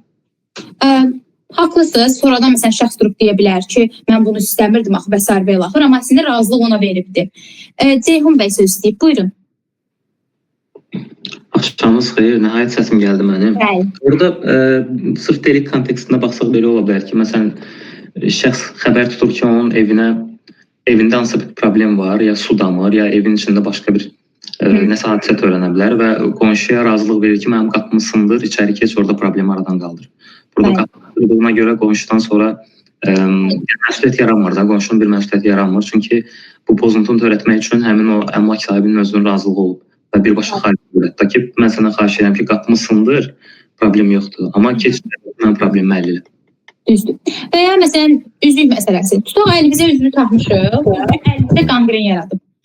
Və mən xahiş edirəm ki, bunu necə edirsən, çıxart bu üzlüyü mənim əlimdən. Bunun tək yolu nədir? Kəsəcəyi çıxardacaq. Sonradan şəxs durub tələb edə bilməz ki, sən mənim üzüyümün ziyan yetirmirsən, artıq o istifadəsiz bir vəziyyətdədir, mənə vurulan zərəri ödə. Yəni bizim əsas bu necə deyim ifadədə bunu başa düşməliyik. Gəlin indi keçək, məncə yetəri qədər aydın oldu deyə düşünürəm. Baxaq görək növbəti məsələmiz nədir? Növbəti, indi mən birinci başlamaq istəyirəm sizlərə sual verməklə ki, mülki hüquq pozuntusunu digər hüquq pozuntularına nə ilə fərqləndirərsiniz? Hər bir meyar desə bəsdir. Mülki hüquq pozuntusu cinayət hüquq pozuntusundan, inzibati hüquq pozuntusundan nə ilə fərqlənir? Kimin bu barədə nə fikirləri var? Hər bir dənə desə bəsdir. Gəlin fikir bildirək. Ceyhun bəy, buyurun. Mülki hüquq pozuntusu təqsirsiz də yarana bilir. Bəli, bu bir meyar. Sonra biraz aktiv iştirak edək, sizdən xahiş edərdim. Yəni burada çox fərqlər var ki, biz onu asanlıqla görə bilərik. İstəyərdim sizlər də cavab verəsiniz. Yoxsa ev yox. Yəni bildirim. Ceyhun bəy, sizin əlavələriniz varsa verin, buyurun. Bir əlavə də ağlıma gəldi. Mülki hüquq pozuntusu digər hüquq sahələrində olan hüquq pozuntularından doğaraq da yarana bilir. Bu digər hüquq sahələrinə xas deyil. Bəli, tamamilə doğru. İnzibati xəta varsa bu inzibati xətadır. Yəni cinayət hüquq pozuntusu deyil. Amma inzibati xətanın bir ucu gəlib mülki hüquq pozuntusuna toxuna bilir. Yaxud deyək ki, başqa hüquq sahələrində olan pozuntular da elə. Bəli. Cinayət hüququ da elə, əmək hüququ da elə, başqa belə çox sayılır. Bəli. Başqa fərqlər də görə bilərik. Təşəkkür edirəm cavabınız üçün. Həqiqətən də yetərli idi. Belədir ki, mülki hüquq pozuntusu təqsirli hüquqa zidd və birbaşa ziyan və zərər vurmasında ifadə olunur. Cinayət cəza təhdidi altında cinayət məcəlləsində ifadə olunan təqsirli hüquqa zidd əməldir. İnzibati xətadakı, inzibati xətalar məcəlləsində nəzərdə tutulan, ictimai münasibətlərə ziyan yetirən təqsirli hüquqa zidd əməldir. Üçüncü də oxşar nə gördük? Təqsirli də hüquqa zidd əməldir. Amma nə fərq gördük? Cinayət məcəlləsi ilə inzibati xətalar məcəlləsində nəzərdə tutulmuş əməllər gördük. Nə göstərdi bizə? Yəni cinayət məcəlləsində nəzərdə tutulmuşsa cinayət deyil. İnzibati xətalar məcəlləsində nəzərdə tutulmuşsa inzibati xəta deyil. Amma mülki hüquq pozuntusunda fikir verirsiniz, belə bir ifadə yoxdur. Ümumiyyətlə mülki hüquq pozuntusunda hansı pozuntular var, o da təsbit olunmur. Yəni sadəcə göstərir ki, yetkin yaşa çatmayan şəxsin vurduğu ziyan və yaxud da olsun məhdud faiz qabiliyyətli şəxsin vurduğu zərər. Gördüyünüz əməl yoxdur. Əməlin özünü göstərmir. Sadəcə şəxslərin diferensiyasına aparır. Amma cinayətlə inzibati xətada elə deyil. Bundan başqa hansı fərqi görə bilərik? Cinayət necə əməldir? İctimai təhlükəli əməldir. Hansı ki, nə bu inzibati xətada öz əksini tapmır, nə mülki hüquq pozuntusunda öz əksini tapmır. Daşıdığı məqsədləri fərqləndirə bilərik. Mülki hüquq pozuntusu kompensasiyanın edilməsi məqsəd daşıyır ki, onundan, yəni belə deyək, pozuntu törədildikdən sonra kompensasiya həyata keçirilməlidir. Cinayət hüquq pozuntusunda çox məqsədlər var. Məsələn, şəxsin sülh və bəşəriyyətin qorunması olsun, insan hüquq azadlıqlarının qorunması olsun, iqtisadi fəaliyyət və s. və ilaxır. İnzibati xətalar da törədilməsi nəticəsində qanunverici onu cəzalandırmaqla, inzibati tənbih tətbiq etməklə, belə deyək, həm əhaliyə, tərbiyəçi, belə deyək, təsir göstərir, eyni zamanda onlara məcbur etmə tədbirləri tətbiq edir. Yəni, bunlar başqa cürdə fərqləndirilə bilər. İndi sualım bundan ibarətdir. Demişik ki, bayaqdan danışırıq nə qədər ki, bəs əmlaki bu zərər vuruldu, bu zərər vuruldu, bu zərər vuruldu. Bəs niyə cinayət məcəlləsində də yazılıb ki, əmlaki qəsdən məhv eləmə, zədələmə. Bunun delikdən fərqi nədir? Yəni, bunlar nə fərq daşıyır? Ceyhun bəy, buyurun. Başqaları heç danışmır. Amma təşəkkür edirəm ki, aktiv iştirak edirsiniz. Yəni, belə. Orada cinayət hüququ kontekstdə ictimai təhlükəlilik məsələsi var sizdə dedinizdə. O cinayət məcəlləsinin 14-cü maddəsində nəzərdə tutulmuş anlayışa uyğun gəlir. Yəni yandırmaqla təkcə həmin əmlak sahibinə zərər vurulmur. Məsələn, yandırmaq formasını götürsək də, qonşunun əmlakı da orada yana bilər, başqa insanlar da orada yana bilər. Yəni ictimai təhlükəlilik məsələsi var da. Bəli. Belə ki, başqa nə yaranda fərqləndirə bilərik? O da haqlıdır. Həm də öz əmlakına da ola bilər orada. Öz əmlakını da yandıra bilər. Mən öz əmlakımı da yandıra bilərəm. Əlavə edə bilərəm. Bəli, buyurun. Ceyhun bəyin dediyinə əlavə olaraq sadəcə biraz fərqli kontekstdən qeyd edə bilərəm. Məsələn, cinayət mühakimə icraatında mülki iddianın qaldırılması bu Cinayət Prosessual Məcəlləsinin 19-cu fəsli ilə müəyyən edilir. Kifayət qədər böyük bir institutdur. Və burada məsələn belə deyək də proses gedə-gedə itirilmiş gəlir üçün, ya deyək ki, zərər çəkmiş şəxsin müalicəsinə, qulluğuna, mənəvi ziyanının ödənilməsinə və s. deyək ki, hallar üçün şəxs mülki iddianı verilməsinə haqlıdır. Və proses gedə-gedə, belə deyək. Əslində, bunlar bir-biri ilə sıx əlaqəli olan məsələlərdə, yəni, məsələn, bu hissədə hüquq onu çox da ayırmır. çox ciddi şəkildə ayırmır yəni. Amma gəlin bir də belə, sizə də təşəkkür edirəm, yetər qədər aydındır cavabınız. Bilirsiniz ki, bu əməl cinayətdir. Niyə? İctimai təhlükəlidir. Bu əməl cinayətdir. Niyə? Çünki bu əməl xeyli dərəcədə ziyan vurmaqla törədilibdir. Adi qaydada da deyil, xeyli miqdarda. 5000, məsələn, 5000 meyarlar hansıdır? 5000, 50000, 50000-dən yuxarı düz deyil. Artıq burada cinayət olmasını xarakterizə edən hallar var. Bir də onu nəzərdən keçirək ki, bu əməldə, yəni bunun maddə nəzərdə tutulmasının məqsədi odur ki, cinayət törədən şəxs cəzalandırılsın. Nə yazır orada? Cərimə. Vurulmuş əmlak zərərinin 2 qatından 2 mislindən 3 mislinə qədər, bir də azadlıqdan məhrum etmənin 2 ilinə qədər və ya azadlığın məhdudlaşdırılması 2 ilə qədər. Bəs bu zərər çəkəni kim ödəniş həyata keçirdi? Zərər çəkənin zərərini kim ödədi? Ona görə də delikt ayrıdır burada, cinayət ayrıdır. Şəxs gərək neynəsin? Mülki iddia qaldırsın ki, onun əmlakına vurulmuş zərəri ödəsin. Cinayət məcəlləsində nəzərdə tutulmuş bu maddə şəxsin dəyən zərəri ödətmir. Cərimə kimə gedir? Dövlətə. Düz deyil. Ona görə də biz bunu belə də fərqləndirə bilərik ki, nə üçün delikt kimi ayrıca baxırıq bu işə, cinayət kimi ayrıca baxırıq. Ümid edirəm ki, aydındır fikrim. Üzr istəyirəm, bir sual verə bildim. İndi məsələn, əmlakı qəsdən məhv etmədə deyirik ki, həmin əmlaka böyük məbləğdə ziyan vurulubsa, bu artıq cinayət tərkibi daşıyır. İctimai xarakterli bir əməlsə, yenə də cinayət tərkibi daşıyır. Bəs məsələn, biz hər hansı bir əmlaka zərər vururuq, lakin böyük məbləğdə deyil vurduğumuz. Yəni cinayət deyil. Bəli. Deyirik ki, onun meyarı var. Bu ola bilər inzibati xəta, bu ola bilər cinayət, bir də ola bilər ki, delikt birbaşa, yəni vurulan, yəni hansı heç bir meyarı ödəmir. Onda gərək siz birbaşa mülki iddia qaldırasınız şəxsə. Başa düşürüz necə? Biri var ki, siz bu halda, yəni xeyli miqdarda ziyan vurulanda, siz cinayət işi gedə-gedə mülki iddia qaldıracaqsınız. Cinayət icraatında baxılacaq mülki iddia, bir yerdə baxılacaq. Bir də var ki, meyarları ödəmir, yəni cinayətin bu xeyli miqdar meyarını ödəmir, daha az ziyan vurulubdursa. O halda inzibati xətadırsa, inzibati qaydada qaldıracaqsınız iddianı. Onda da işə baxılacaq, həmin şəxsə cəza təyin ediləcək. Amma yenə də siz özünüzə vurulmuş zərər ödəmək üçün məcbursunuz ki, mülki iddia qaldırasınız. Bildiniz necə? Yəni, istəyir olmasın. Siz yenə də bu mülki iddianı qaldırmalısınız ki, siz həmin zərərinizi ödətdirə biləsiniz. Yəni biz özümüzə vurulan zərəri ödətmək üçün mütləq iddia qaldırmalıyıq, yoxsa məhkəmə baxmayacaq. Bəli, çünki tələb lazımdır. Siz tələb eləməlisiniz ki, tələblə irəli sürməlisiniz ki, bəs mənim əmlakım bu qədər zərərdir, həmin tələb ödənilsin.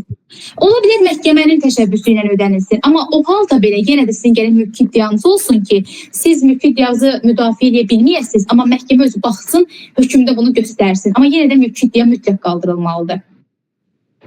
İndi burada mən cinayət prosessual məcəllə tam keçməmişəm.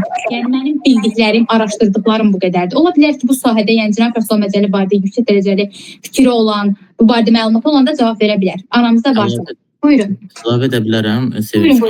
Buyurun. Elə paralel də qanunvericiliyə baxıram. Burada əslində məsələn rahat müəyyən edib qanunverici ayırır. Bu əmlaki qəsdən məhv etmə və ya zədələmə birbaşa İnzibati Xətalar Məcəlləsində dispozisiya var və burada az miqdar anlayışı verir və az miqdar dedikdə 5000 manatdan yuxarı olmayan məbləğ. Amma burada mən hesab edirəm ki, əsas söz, yəni o belə deyək də normanın əsas sözü qəsd sözüdür. Yəni inzibati xəta ancaq qəsdi özündə belə deyək də əks etdirir cinayətdəki kimi. Amma mülkidə o yoxdur deyə, burada məsələn qəsd əgər sübut olunsa, inzibati protokoldakı qəsd var, onda 232 ilə şeyləmək olur. Əgər 5000 plusdursa, onda tövsif artıq 186 ilə olacaq. Bilirsiniz məsələ nədir? Mən sizdən də razılaşıram. Gəlin bununla danışaq birinci. Birincisi, qəsd və qəsdən törətmədə var. Ehtiyatsızlıqdan törətmədə var. İkisi də cinayət məcəlləsində təsbit olunub. Ehtiyatsızlıqdan məhv eləmə və zədələmə, bir də qəsdən zədələmə. Elə inzibati məcəllədə, inzibati xətalar məcəlləsində təsbit olunubdur. Bunun meyarı odur ki, hansı dərəcədə? 5000-ə qədər. Məsələn, evimi yanğın törədib 2000 ziyan vurulub. Bu olacaq inzibati xəta. Cinayəti gəlməyəcək məsələ. Bir də var ki, 6000 miqdarında ziyan vurulub. Onda bu məsələ baxılacaq artıq cinayət icraatında. Bildiniz necə? Amma siz yenə də öz vurulan zərərinizi ödəmək üçün mülki iddia qaldırmalısınız. Məhkəmə sadəcə həmin şəxsin törətdiyi əmələ görə ona məcburici tədbirlər görəcək. Cərimə ödətdirəcək, azadlığını məhdudlaşdıracaq, azadlıqdan məhrum eləyəcək. Amma yenə də sizin sizə vurulan zərər ödətməyəcək. Gərək bunun üçün siz mülki iddia qaldırasınız. Bu əmək münasibəti, bildim. Bu əmək münasibətlərində də paralel olur. Məsəl üçün işçini müqaviləsiz işlədirsən, deyək ki, işə götürən və burada ştraf da belə deyək, dövlət orqanı ştraf cərimə eləyir, bəli. Və bu məsələn bir çox hallarda vətəndaşlar deyir ki, narazılıq yaranır olar. Deyir ki, yəni mənim bəs pulum nə oldu? Yəni mən işləmişəm məsəl üçün 6 ay 7 ay və mənim pulum nə oldu? Dövlət orqanı da deyir ki, müfəttişdir də, yəni bu işə baxan orqan, səlahiyyətli orqan. O da deyir ki, mən protokol yazıram, məhkəmə də bunu qüvvədə saxlayır. Amma o sizin dediyinizə qüvvət, yəni burada paralel aparmaq olar ki, məhkəmədə mülki qaydada iddia qaldıranda o qətnaməni məhkəmə çıxartır ki, artıq məcburi icraya yönəlsin. Ki o şəxsin o maaşı var, əmək haqqısı. Əmək haqqı ona ödənilsin. O əmək haqqını da sübut etmək indiki zamanda çox asandır. Bank hesabını verir, yəni rekvizitlərini verir ki, həqiqətən mədaxil olub hər ay, yəni bu qədər. Əli bəy, buyurun. Bir də qəsdən törədilən əməldən inansa, indi tutaq ki, eviniz yandırıldı kimsə tərəfindən və 5.000-dən yuxarı, məsələn 6.000 məbləğində ziyan vuruldu. Ancaq, məsələn, sonradan araşdırma nəticəsində müəyyən olundu ki, həmin şəxs yəni fiziki cəhət, əqli cəhətdən geriliyi olan bir şəxsdir. Yəni bunu bilinçli şəkildə törətməyib də bu əməli. Bu zaman həmin zərərin qarşısı, daha doğrusu həmin ödənilməsi necə olur? Baxın, indi birincisi həmin şəxs fəaliyyət qabiliyyəti olmayan şəxsdir. Və fəaliyyət qabiliyyəti olmayan şəxsin əgər məhkəmə qaydasında o təsdiqlənibsə, yəni məhkəmə onun fəaliyyət qabiliyyəti olmayan şəxs elan edibsə, bu halda həmin vurulan zərəri, o zərəri vuran yox, onun qəyyumu, onun demək, ona belə deyək, nəzarəti həyata keçirən müvafiq sosial xidmət müəssisəsi, təşkilat.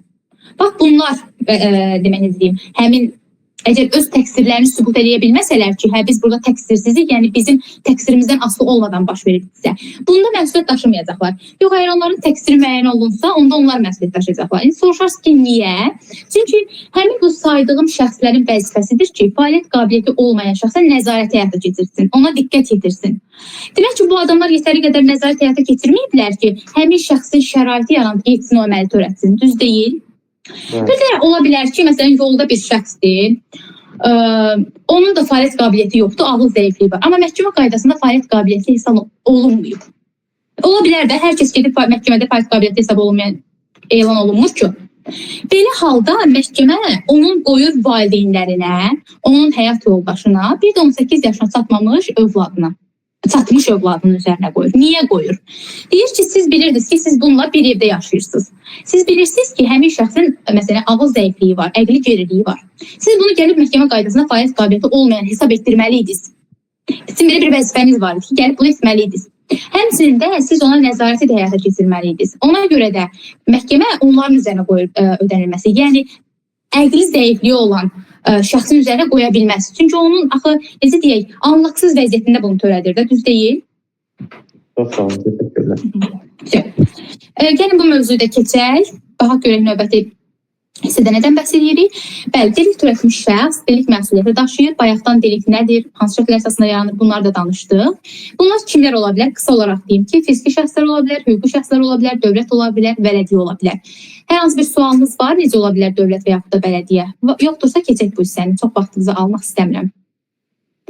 Aha, indi gəlin diqqət edək bu maddəyə. 1097.1 deyir ki, qanunla zərərin əvəzini ödəmək vəzifəsi zərər vurmayan şəxsin öhdəliyinə qoyula bilər. Digər maddə deyir ki, qanunla zərər vuranın təqsiri olmadıqda, yəni obyektiv sürətdə hüquqa zidəməli üçün zərərin əvəzini ödənilməsi nəzərdə tutula bilər. Bax, bu iki cümlə arasında nə fərq gördünüz? Qanunverici bunun ikisini də 1097-ci maddə ifadə etməklə nə göstərmək istəyib bizə? Bunlar arasında demək ki, bir fərq var. İndi gəlin müəyyənləşdirək ki, bu fərq nədir? Kim barədə anlayışı var, kim barədə cavab vermək istəyər? Bu dəfə fərqli şəxslərdən daha çox gözləyirəm. Amma olmasa, yenə də kim cavab vermək istəyirsə, buyursun, versin. Yoxdur fikriniz? Yaxşı, onu da gəlin mən izah edeyim. Zəhra, buyurun Zəhra xanım. Mən belə düşünürəm ki, birinci, ikinci hal deyim, 1097.3-ü Səhv eləmirəmsə, burada daha çox biraz işçi və işə götürən münasibətlərlə bağlı idi ki, məsələn, burada deməli hər hansı bir işçi işə götürəndə hər hansı bir hüquqi müəssisədir. Onun əmək müqaviləsi əsasında. Bu arada tək burada əmək müqaviləsi nəzərdə tutulmur, hətta mülki müqavilələr belə nəticəsində göstərməsinin bağlı hallarda da ola bilər. Əgər tutaq ki, hər hansı bir yəni belə deyim, sürücüdür, onun müəssisənin belə deyim də öz əmək fəaliyyətini həyata keçirən zaman həmin müəssisənin özünün maşını vasitəsilə hər hansı bir öz yəni əmək fəaliyyətini həyata keçirən zaman bir hüquq pozuntusu tərəddüdür. Bu zaman biz bilirik ki, bir var zərər vuran, bir də var delikt məsuliyyətini daşıyan şəxs. Bunlar fərqli anlayışlardır və zərər vuran çox vaxtı məsuliyyətinin daşıyıcısı olsa da hər zaman olmur. Burada artıq qanunda da göstərilir ki, birbaşa məsuliyyətin daşıyıcısı olur həmin işə götürən. Lakin indi yəni bəhs etsəniz, yəni ki, məncə təmin dalında olacaq. Bu reqres artıq münasibətdən yanır ki, hansı ki, belə baxanda məsuliyyəti daşıyan şəxs burada işə götürən olsa da faktiki olaraq zərər vurmasa belə, yəni zərərin əvəzinə o ödəyəcək. Amma sonra artıq özü istəsə, reqres şəkildə həmin o sürücünün özünə təbi edə bilər ki, yəni sən öz ehtiyatsızlığından, qəsdən və sairədən bunu tərəfmisən. Amma birinci daha çox orada deyək ki, qanun zərərin əvəzinə ödəmək vəzifəsi zərər vurmayan şəxsi öhdəsinə qoyula bilər. Burada mən daha çox nisbətən bu valideyn tamamilə haqlısınız. Daha çox düz gəlir deyə düşünürəm. Çünki belə deyim, orada hansı bir biz səfərimizdə bu mülki məcəllədə də var idi. Bu 14 yaşına qədər məsələn belə deyim də valideynlər daşıyırdı. Bəli, valideynlər daşıyır.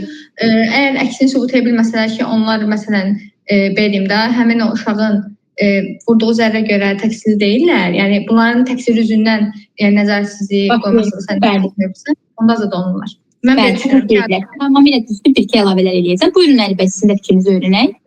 Zəhra xanım da dediyinə əlavə olaraq 1097.1-də elə bayaqlardakı sizin də qeyd etdiyiniz kimi əqli fiziki cəhətdən geriliyi olan bir şəxsin törətdiyi əmələ görə onun qəyyumu, onun himayədarı, hər hansı bir təşkilat və yaxud da şəxslər onun törətdiyi zərərlərə görə də məsuliyyət daşıyırlar.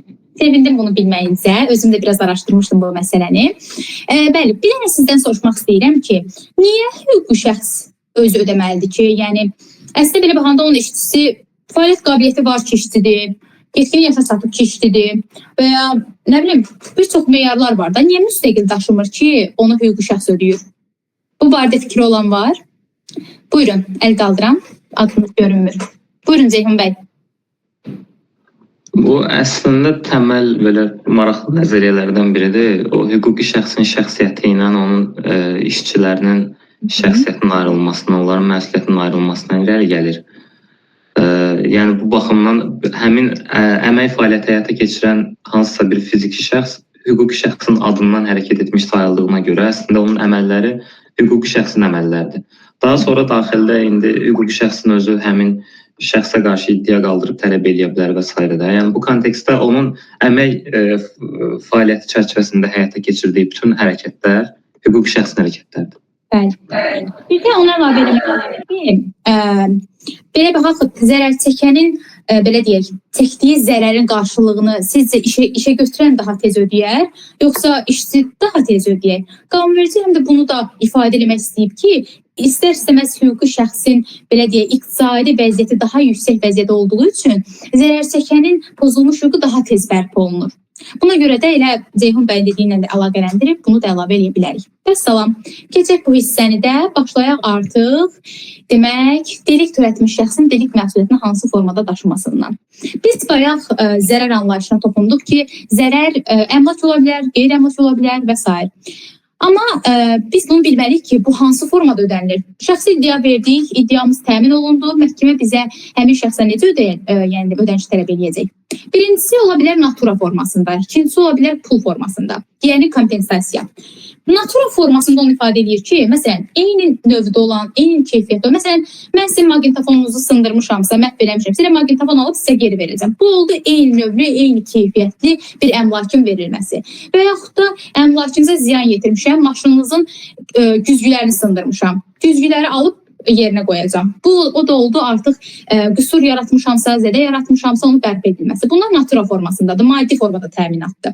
Bir də var ki, pul formada, yəni kompensasiya formasında. Artıq belə olan halda daha çox mənəvi zərərə yönəlir. Çünki mənəvi zərər hər hansı bir maddi əşyanızda təmin oluna bilər ki, biz məcburuq ki, onu pulla kompensasiya edək. Amma yenə deyirəm, ağlabatan həcmdə.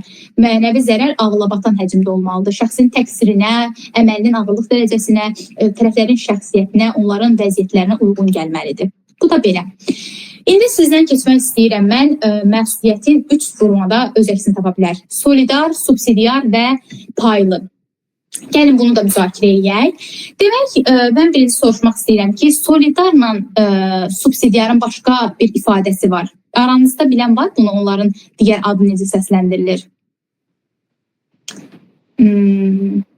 Yaxşı, onu da gəlin mən deyim. Demək, solidar birgədir, subsidiar əlavə məsuliyyətdir. Solidar o halda yaranır ki, iştirakçılıqla cinayət törətmişik. Mən oğru, dostum oğru, girmişik bir mənzilə, oğurluq hadisəsi törədib çıxırıq. Nə eləmişik? Birlikdə. Mənafeyimiz birdir, niyyətimiz birdir. Bir də var ki, yüksək təhlükə mənbəyidir. 2 dənə avtomobildir, qarşı-qarşıya gəlir, toqquşma nəticəsində hər hansı bir obyektə ziyan vurur. Bizim hər birimizin təqsirinin dərəcəsini necə müəyyən edə biləcəyik ki, bizim ağlımız necə deyək, bir vahid niyyətimiz olubdur və biz onu birgə törətmişik, birgə bir mənfi nəticəni yaratmışıq. Artıq məhkəmə bunu bölə bilmir. Tərəfin hər birininkini bölə bilmədiyi üçün bunlara birgə məsuliyyət daşıyırlar. 1113-cü maddə mülki məcəllərini istəyən baxa bilər. Bu mülki məcəllənin 1113-cü maddəsində birgə zərər vuranların birgə məsuliyyətini təsbit edir. Amma bunu da nəzərdə vurğulayım ki, məhkəmə hər birindən ayrılıqda tamlıq formada ziyanın vurulmasını istəyir, ziyanın ödənilməsini istəyir. Məsələn, 3000-lik ziyan vurulubsa, bu zaman tərəflərin hər biri 3000-lik ziyanı ödəmək məsuliyyəti daşıyır. Amma əgər tərəflərdən biri ödəsə 3000-i, digəri reqres qayda tələb edə bilər. Amma yenə də hər biri ayrılıqda məsuliyyətini daşıyır. Bir də var ki, paylı. Paylıda artıq biraz vəziyyət dəyişir. Hər birinin təqsir dərəcəsini müəyyən etmək olur. Hər birinin təqsir dərəcəsi müəyyən olunur ki, məsələn, sənin təqsirin tutaq ki 200 manat həcmindədir, digərinin təqsiri 400 manatlıq həcmindədir. Bu zaman məhkəmə hər birinə ayrılıqda məsuliyyət yaradır, hər birinə ayrılıqda qoyur ödənilmiş ziyanın məbləğini və onlardan elə tələb edir. Amma birgədə hər birindən ikisindən də vurulmuş zərərin hər birini istəyir. 3000 zərər vurulmuşdu, birgədə ikisindən də 3000 istəyir. Amma əgər biri daha tez ödəsə, digərindən tələb etmək hüququnu yaranır. Bir də kiçik bir qeyd edeyim ki, bəzən ola bilər ki, təqsirin dərəcəsi müəyyən olunsa da, təqsirin dərəcəsi müəyyən oluna bilmir, ona görə məhkəmə onun paylarını bərabər bölür. Yəni, hər iki tərəf bərabər haqda ödənişi həyata keçirməlidir, yəni ziyanı, zərəri ödəməlidir. Bir də var subsidiar. Subsidiar əlavə məsuliyyətdir. Subsidiar məsuliyyət odur ki, yetkinlik yaşına çatmayanın vurduğu zərərə görə məsuliyyət. Məsələn, valideyni, qəyyumu, himayətçisi, övladlığa götürəni, sosial xidmət müəssisəsi, təşkilatı, bunlar məsuliyyət daşıyır. 14 yaşına qədər olan yetkinlik yaşına çatmayan şəxslər barəsində onlar məsuliyyət daşımırlar. Onların valideynləri məsuliyyət daşıyır. Niyə daşıyır? Ailə məcəlləsi deyir ki, uşağın tərbiyə eləmək, ona baxmaq, onu saxlamaq hər biri valideynin vəzifəsidir. Valideyn bu vəzifəsini layiqli şəkildə həyata keçirəcəyi təqdirdə onsuz da bir hadisə baş verməzdi. Demək, layiqli şəkildə diqqət göstərməyib, həmin yetkinlik yaşına çatmayan bu delikti törədib. Ona görə məsuliyyəti o daşıyır. Amma təqsiri müəyyən olunsa, bunu da deyim. Bunlar barəsində ümumi məlumatı gələn həm də verəcəklər sizə bu barədə məlumat, amma mən qısa olaraq onları istinad edirəm. Bir də 14-18 yaşına qədər olan şəxslərin delik məsuliyyəti var ki, onlar müstəqil məsuliyyət daşıyırlar. Bu nə deməkdir? Yəni, onların müəyyən gəliri varsa, müəyyən bir əmlakı varsa, onlar elə vurduqları ziyanı öz gəlirindən, öz əmlakından verir. Amma fərqli cəhət oradan ibarətdir ki, əgər onlar məsələn 1600 manatlıq məsələn zərər vurubdular, amma 500 manat məsələn gəlir əldə edir də, bilirik ki 15 yaşından yuxarılar işləyə bilər. 17 yaşında işləyir, 500 manat gəliri var, 500 manatı verir. Geridə qalan çatlayan hissəsini bayaq saydığım subyektlər tərəfindən ödənilməlidir. Burada da təqsiri müəyyən olunduqda, təqsiri müəyyən olunmadıqda yox. Amma indi məsələn siz soruşa bilərsiniz ki, bu deməkdir ki, yetkinlik yaşına çatmayan şəxs ziyan vurur. Amma valideyn də həqiqətən də sübut edir ki, mənim burada təqsirim yoxdur. Bu, onu da qeyd edeyim ki, olduqca çətin prosedurdur, yəni sübut eləmək. Sübut edir ki, onun mənim təqsirim yoxdur da, yəni mən heç bir qəsd və ehtiyatsızlığım yoxdur ki, buradakı həmin şəxs gedib belə bir ziyan vurub. Onda bəli, Sual yarana bilər ki, bəs ziyan axırı nə olacaq? Bunun gəliri yoxdur, əmlakı yoxdur, müstəqil məsuliyyət daşımır, valideynin də təqsiri yoxdur. Onda o ziyan ödənilməmiş kimi qalır da, düz deyil. Yəni biraz belə deyək, qanunvericimizin burada yüngül bir boşluğu var imiş kimi də bizə təəssürat yaradır, belə deyək. Bu da subsidiar məsuliyyət. Təhsil yetkin yaşa çatmayanlar demərik. Burada faiz qabiliyyəti olmayanı izah edə bilərik və s. Məsuliyyətlərdən də keçək. Buradan hər hansı bir sualınız var və yaxud da əlavə etməyiniz, etirazınız, təklifiniz yoxdursa keçək. Gəlin keçək buraları. Başlayaq digər məsələyə. İndi bir dənə sizə kazus vermək istəyirəm. Demək, kazusun mahiyyəti ondan ibarətdir ki, sizə qısaca mən danışım, siz oxuya da bilərsiniz. Demək, Səlimdir, Xədicə xala ilə razılaşır ki, bəs sən mənə 1000 manat ver, mən sənin pensiya məsələmi həll edəcəm. 1000 manatı götürür, amma sonra ondan heç bir səs çıxmır. Xədicə xala da bu vəziyyəti görür, gedir, neyniyir? Şikayət edir, şəxs barəsində cinayət işi açılır, maddə 178.1 və o məhkəmə qaydasında belə bir qərar çıxarılır ki, barəsində 1000 manata qədər cərimə olsun, 1000 manat cərimə olsun. Şəxs məsuliyyəti ödəyir, yəni cəriməsini ödəyir və sonra Xədicə xalada belə bir sual yaranır ki, bəs mənim 1000 manatım nə olacaq? Düz deyil, bayaqki məsələyə gəldik. Mənim 1000 manatım nə olacaq? Bəs mənə vurulan zərər? O da qayıdıb deyir ki, bəs belə bir prinsip var. Non bis in idem. Prinsip mahiyyəti budur. Eyni əsasla bir dəfə məsuliyyətə cəlb ola bilərsən. O da deyir ki, mən məsuliyyətə cəlb olunmuşam cinayət məsuliyyətinə. Yəni mənim daha məsuliyyətə cəlb oluna bilmərəm. Yəni mən mülki məsuliyyət daşımayacağam. Artıq vurulan zərəri 1000 manat cərimə mən ödəmişəm və bitdi. İndi belə olan halda daha doğrusu Xədicə xala nə eləməlidir? Bax, sual bu yaranır. Əsas onun bundan sonraki istiqaməti nə olmalıdır? Mən bunları sizdən sormaq istəyirəm. Buyurun. Bu bayaqları dediyim, məsələn, cinayət və yaxud da inzibati xəta hallarında nə qədər də dövlətə qarşı, yəni dövlətə cərimə ödənilsə də hər bir halda zərər çəkən mülki iddia qaldırmalıdır. Yəni bu zaman bu kazus əsasən bu deməkdir ki, bu prinsipə görə mülki iddia qaldırsa belə sənin mülki məsuliyyətə cəlb edilə bilməz? Yox. O məsuliyyətə cəlb etməlidir. Onun əməli cinayətdir. O cinayətə görə məsuliyyət daşıdır. Bunun əsası bu dəqiqə budur. O cinayətə görə indi məsuliyyət daşıyır. Onun bu dəqiqə əsası cinayət. Yəni bir daha təkrardan ona təzədən onun barəsində hökm çıxarılmayacaq ki, bəs o bir də 1000 manat ödəsin. Bax, yəni mahiyyəti odur ki, o artıq mülki məsuliyyət daşıyacaq. Artıq əsas dəyişdi. Vurduğu zərər ödəməlidir. Yəni başa düşürsünüz nə demək istəyirəm? O zaman mülki iddia qaldıra bilər də hər halda. Bəli, əlbəttə. Yəni burada non bis in idem demək istəyir ki, bu əməlin onun əməli cinayətdir. Səs gəlir. Demək, onun əməli cinayətdir və cinayət əməli əsas kimi bu çıxış edir axı. Ona görə bir dəfə məsuliyyət daşıdı. Yəni mahiyyəti odur. Bir də o həmin eyni əsasla yenə məsuliyyətə cəlb oluna bilməz. Çünki o onun məsuliyyətə cəlb olunub və bunun qarşılığında cəza onun barəsində tətbiq olunubdur, o da ödəyib. Amma mülki iddia əlbəttə qaldırılmalıdır ki, həmin şəxs ona necə deyək, vurulmuş zərərin ödənilməsini tələb eləsin. İndi gəlin sizə biraz da mülki iddia barəsində danışım və yekunlaşdıraq. Sualınız varsa suallarınızı verərsiniz. Demək, mülki iddia belədir ki, şəxs cinayət işi də verə bilər mülki iddianı.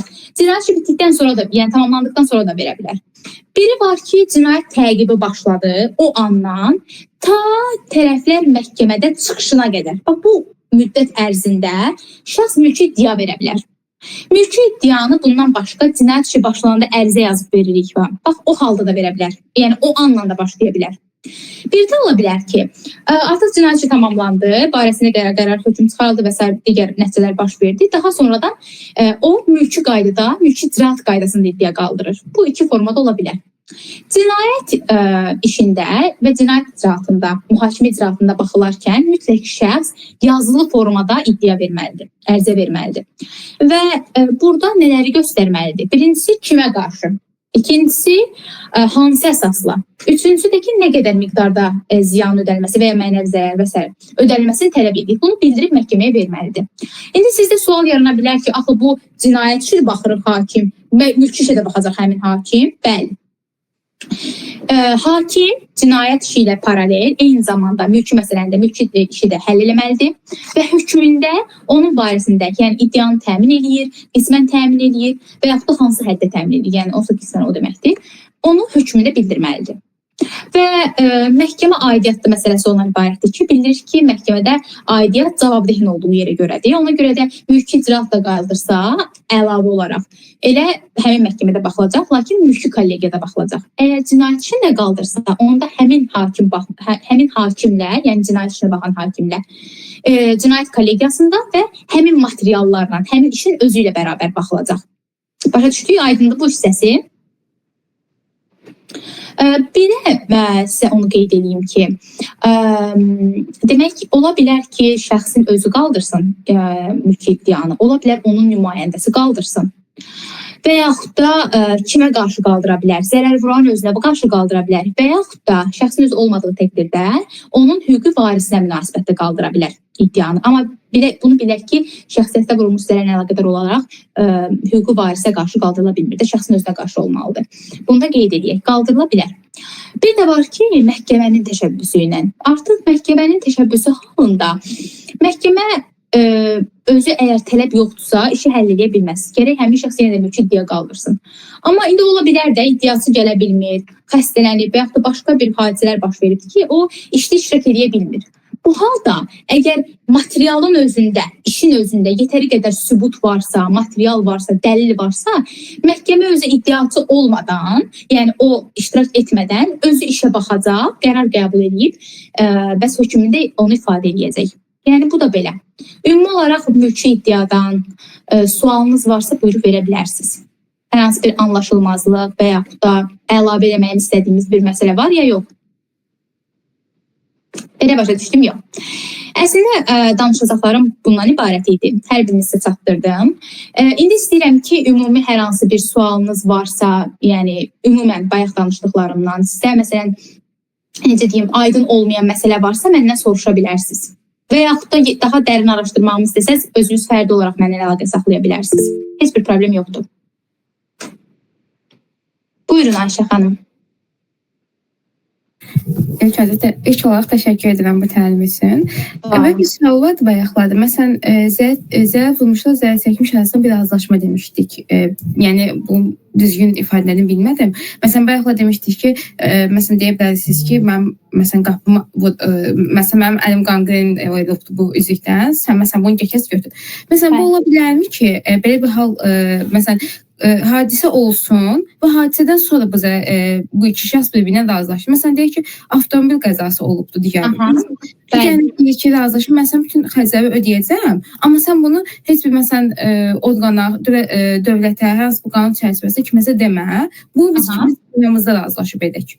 Bilirsiniz, əslində bu, yəni onsuz da olmuş bir faktı belə deyək. Çox vaxt zərər vuranlar gedir şəxsin özü ilə razılaşır və ona ödənişi həyata keçirdir. Şəxs də gedib cinayət başlatmır da belə deyək və yaxud şikayət eləmir, iddia qaldırmır və yaxud da qaldırır. Şəxs daha sonradan gedir onunla razılaşır, barışır və işə xitam edilir. Bildiniz necə? Bir də var ki, cinayət işində, bilmirəm, cinayət məcəlləsi keçimsizliyə yox, cinayət məcəlləsində bəzi maddələr var ki, orada qeyd edilir, xüsusən də demək, hansısa iqtisadi fəaliyyətlə əlaqədar olaraq vurulan zərərlər var ki, məsələn üçün, orada yaxud da əmlak zərərinə əlaqədar vurulan cinayətlər var ki, əmlak zərərinə əlaqədardır. Orada zərər çəkənlər barışır və zərər çəkənlə zərər vuran barışır, yəni iddiatı cavabdeh. Və cavabdeh dövlətə vurduğu ziyanın 25%, 50% miqdarında cərimə ödəyir və işə xitam edilir. Yəni, belə halda mümkündür. Yəni, aydın oldu? Bəli, çox sağ olun. Sağ olun. Mən də bir daha təşəkkür edirəm hər birinizə. Bu mənim ilk təlimim idi. Mənim üçün həqiqətən çox sevindirici, eyni zamanda həyəcan verici idi.